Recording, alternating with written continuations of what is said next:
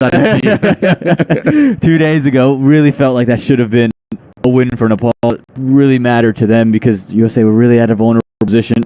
Really felt that they should have come away with that win, and there were just different moments they led up, and you don't want to get too far down this points table because, again, Scotland is such a good side. You have, yes, plenty of time, but the more you do this, and you're only on that one win, only with the 3 points because of the no results you had, you have to find wins quickly now.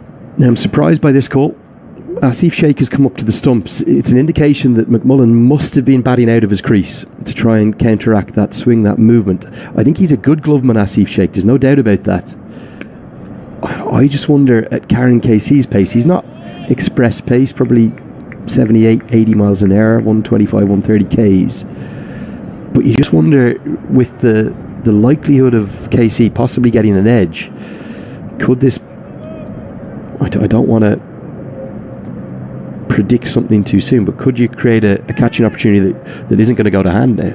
Yeah, and it's interesting because look how deep first and second slips still are. They still are that far back, so they're anticipating it to carry almost, and it feels this is only to negate the movement up front from McMullen. Just slightly the wrong line. I think it also depends on the bowler. I know that some medium fast bowlers or medium pace bowlers really dislike the keeper being up to the stumps because they feel that it affects their line and length. And KC's line and length had been immaculate in those first 2 overs. Other bowlers, like McMullen, actually love the keeper being up to the stumps. So there's differing views. I'm not saying that KC either loves it or hates it, as we see a Sri Lankan fan in there. Some brave outfits there, given the wind and the temperature. I think I'd like a little bit more clothing on. This one's nicely bowled, inside edge. And there are a few Nepal fans in too. But yeah, I just wonder, does Casey like it or does he not? Or has he asked Sheikh to come up to the stumps, or has Powell said no, McMullen's batting out of his crease, and he's now staying up for Andrew Mead as well? Yeah, and again, this over's been much fuller from Karan KC, and so maybe the idea is, from whether that's Paulo Sheikh or Karan KC himself, is just the fans see themselves on the big screen. One of the best features of Grand Prairie is that they just didn't felt that these two were driving enough, and they weren't feeling that they had to use their front foot. So I think they're just trying to get them out onto the front foot early, and KC has since tried to push his length up.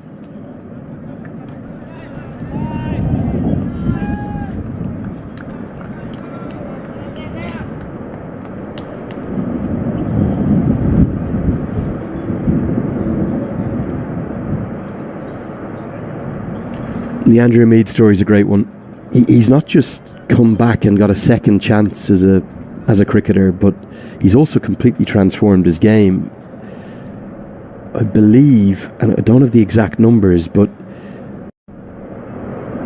he may have a record as he drives flowingly and really well through the offside. There's no way even Dipender Singh Ari could have stopped that. Just slightly over pitched. It's the first boundary of the day, and what a stylish way to do it. Well, we mentioned Karan KC wanting to get fuller, wanting to get Andy Umid to drive, but this isn't the length where you're going to really affect him. That was the wicked delivery. You saw how that one was pulled back a bit. This one, over-pitched. Andy Umid, what he did against the USA was just stride into it, play within himself, play with his hands. Beautiful there. Again, really not affecting anything there. Brilliance from Umid. He's just, like you mentioned, Lenny, he's just revolutionized the way he's played, and it's just so classical. There's still room for this in international white ball cricket.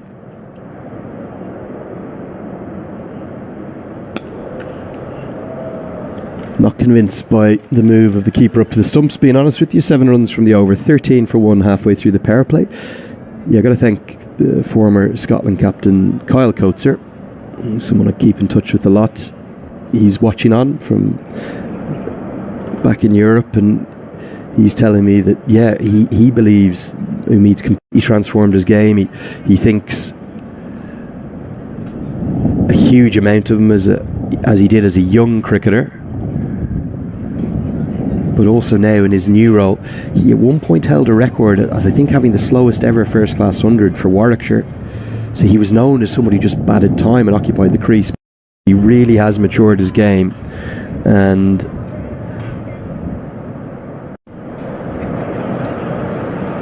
It's always good to see someone come back and get a second chance as Cam beats the outside edge. This first hour, well, it could be so important as to where these 2 points will go today. And it's fair to say, Aman, despite Scotland being favourites, it's Nepal that are much more desperate for the points in this table. Oh, 100%. Again, that one win, they know that they gave up points 2 days ago, that they really should have won that game from the positions they were in. 99 without loss and over 15. And then just let it kind of slip away. Gave the USA that game, it would feel. Oh, shape.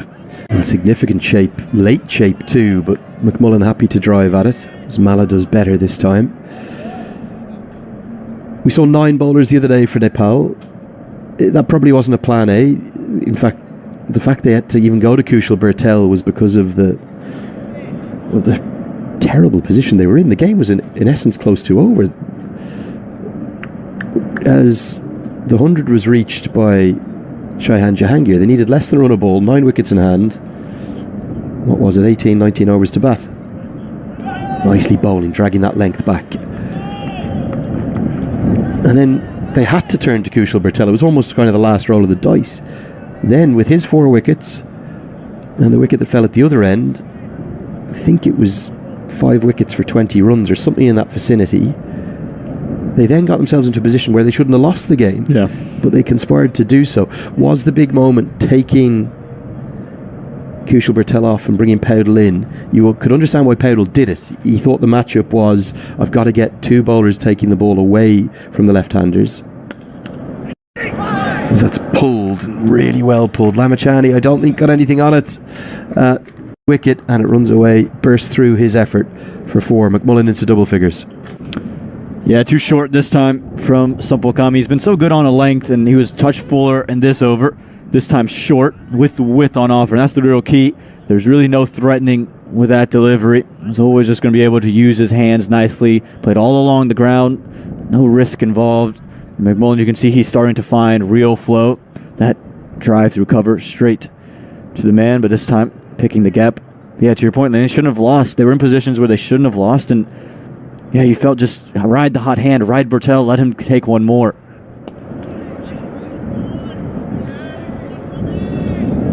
And to me, even going to Rohit Powdell wasn't even a bad option. It just felt that from that point, they just tried to get overly aggressive. They felt, okay, we're ahead of the game. We're going to have to force our way into the wickets. We're just going to be able to bowl what we want, and we'll take wickets. And I thought that was the biggest mistake. They almost just got overly aggressive and really gifted deliveries to Harmeet Singh and Shadlev and Chalkvik at that point. Yeah, and that goes back to our game management point, doesn't it? Because he's the one that goes the other way as Cammy fields athletically too. 6 overs bowled, just the boundary from that over, 17 for 1. But there was 2 places where Nepal lost that game.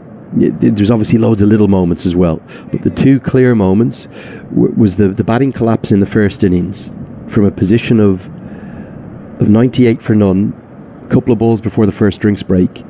Nepal shouldn't have just got 300, they should have got 350 or maybe more than that. It was that good a batting surface, they had that good a position, and it wasn't like USA bowled well. I know Nosh Kenjige bowled an okay spell. Usually we'd rave more about it, but one of the wickets he got off a full toss and another one was thanks to an unbelievable Van Schalkwijk catch. But the initial wickets that were really gifted by Nepal. Asif Sheikh played a very uncharacteristic shot. He was really trying to force it. So was Anil Shah, who was dropped moments before and then got out to that full toss. It's another misfield. This time it's Gulshan Jah. Nepal, not at their usual standards, and this one is going to cost 4. We were just talking about how you're playing 2 ODIs in 3 days. How much does that affect you? Gulshan Jah was in the field against the USA, and you can just see there's slight cracks in what's usually such a tight wall inside the ring. They don't let anything go. All the half chances go Nepal's way. It's nicely driven, but to Nepal's standard, that's the regulation stop. Should have come down with it. And gifting boundaries to Scotland. Again, what you can't do in this first hour is allow a partnership to build and allow 2 batters to really find confidence. McMullen, he was showing the abilities in the previous over, and Umidi's carrying on against Karan KC now.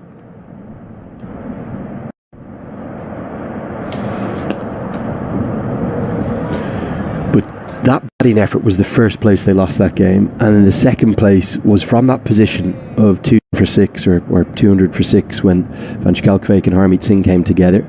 All Nepal needed to do was keep doing the basics right to squeeze USA out of this game. Don't get me wrong, Harmeet Singh played really well, but again, just some poor game management, maybe some slightly muddied thinking.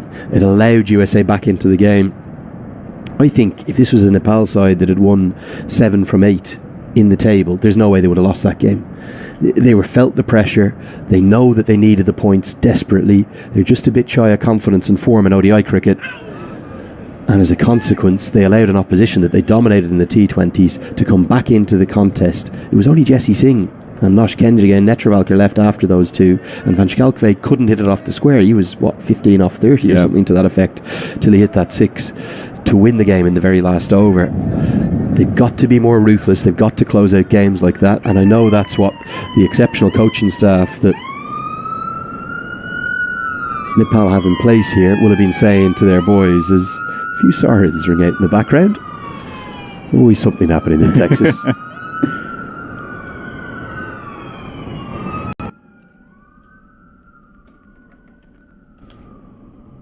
Inside edge, and that could have gone anywhere.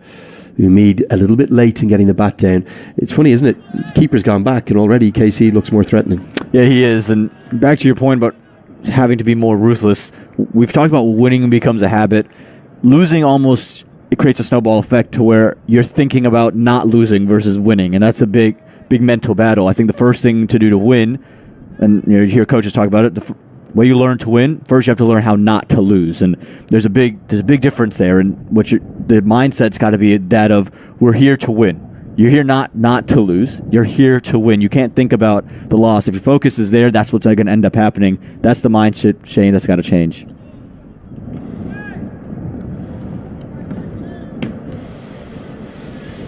Yeah, Nepal have won in the power play.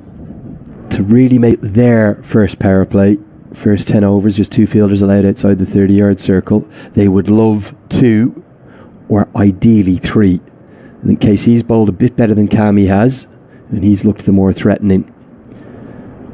Might just be a tiny bit light on seam bowling options for the conditions. I know they've Gulshan Jha to come, but after that it's really just Arif Sheikh that can bowl anything that isn't spin.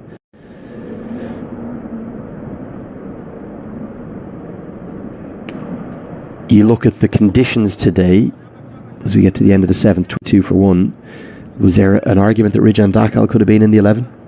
Especially after what we saw from Scotland on day 1. Left arm seam was really working the ball around, and so we just thought Rijan Dakal could have made his way in. And again, maybe just go. They did take out Rajbanshi for Gushamala, but maybe you bring in Rijan Dakal and maybe take out. And who do you take out is really the big question. Where do you go? Is it Arif Sheikh that has to come out? He's a great bat. But do you reckon he comes off? Do you maybe turn it over to another spinner and say, all right, you're going to have to miss out in today's game? I think the big issue with bringing in Rijan Dakal is that he's the one player that might not be the all-rounder, right? He's strictly really a bowler. And do you want to lessen that batting strength to bring in another seamer? Well, DJ's kept the tunes on through that ball. Nobody seemed too bothered. Didn't perturb Andrew Umid or Sampal Kami. I know some batters that certainly would have pulled out from that. Basketball last night down at the American Airlines Centre. Mavericks beat the Jazz. You know I'm not a big basketball fan. Did last night change my mind? I don't reckon it would have. I don't think that was the game to change your mind. It's only the 3rd game of the season, Lenny, so they're figuring things out. It's a new group. But you did get to see maybe the best player in the world, Luka Doncic. Kyrie Irving, who's a specialist with the ball, and then... Oh, lovely flowing drive from Umid. Slightly overpitched. It's his 2nd cover drive for 4. That one even better. Talk about specialists. Talk about ridiculous talent. Andy Umid's got it. And again, it's just overpitched and well played. He's just played it very late under his eyes, straight in the gap. Again, as someone who's got so much time on his hands to just react to what the ball is doing. He's covered the swing quite well. And Sampal Kami, he has been a little bit wayward. As you mentioned, KC's been the more threatening of the two. Kami's getting it to nip around, but the problem is he hasn't been consistently on any kind of a length so far. Oh, nice little bit of clever fielding. But McMullen was live to it rather than being run out at the non-striker's end. He got back safely in time. I was more impressed with Kyrie Irving. I know Doncic had a bad night, and I know how good he is. I've seen him do some other stuff, but that Kyrie Irving, he was impressive. Incredibly shifty. He's got the ball on a string. He does some incredible things with the basketball in his hands. Klay Thompson was quite good. Number 31 for Mavericks. He's won 3 championships with the Golden State Warriors his first season. Oh, he's moved across. Yeah, he has, and it was kind of coming off an off year. Everyone's like, "What's he going to be like?" And he was quite good in Game 3. I did Google a couple of the players' salaries. 38 million a year for Kyrie Irving, 43 million a year for Doncic. Ridiculous. They don't need that much money, surely. Edged away and good work. He's just come up into the circle, has Gulshan Jat. He's misfielded one this morning. That was much better. Save 4. So, the NBA, is that... It's probably the NFL is the biggest here, is it, in America? Yeah, I think the NFL has jumped to the top of the list. And I think then NBA? I think the NBA is then shifted over top of Major League Baseball. World Series going on right now. World Series, yep, it's what, 3-0 to the Dodgers at the moment. So they have to win one more of the series, and they'll beat the Yankees in a sweep. Then the NHL? I think NHL and baseball, it just depends on what month of the year you're in and what part of the country you're in. I think if you're on the East Coast, specifically the Northeast, it's probably big hockey season. They love their hockey over there. And then the further south you go, you're probably more into baseball region of the world. So it really just depends on geographically where you are in the U.S. And then MLS, the soccer has grown big time. We've seen Major League Cricket make great strides its first couple of years. Still a long way away from those kind of big 4 or big 5, if you will, but certainly steps being taken. Yeah, you can see it starting to almost plant itself in some kind of a landscape. Again, not going to be in the big 4 in the next year or two, but just getting on CBS Sports or finding their way into mainstream media. Got him. And it's Cammy that gets past Umid. The player of the match from 4 days ago is being cleaned up. It's a simple old game. You hit the top of off stump, you can't go too wrong, and that's exactly what Cammy's just done. Over the first time in Grand Prairie, Andy Umid's been dismissed. Wasn't out in the practice match they had, wasn't out against the USA. But this is just brilliant. It was going to take something brilliant to get rid of Andy Umid, who was just covering the swing so well. And look at that. He's probably just played down the wrong line a touch, but it's how much it's moved away. Just that little shape late that's done Umid in. Very well done from Sopal Kame to bring up wicket number 2. So Andrew Umid cleaned up with an absolute perler. A real Jaffa, a beauty from Sampal Kami. He is bowled, clean bowled for 14. It's 26 for 2.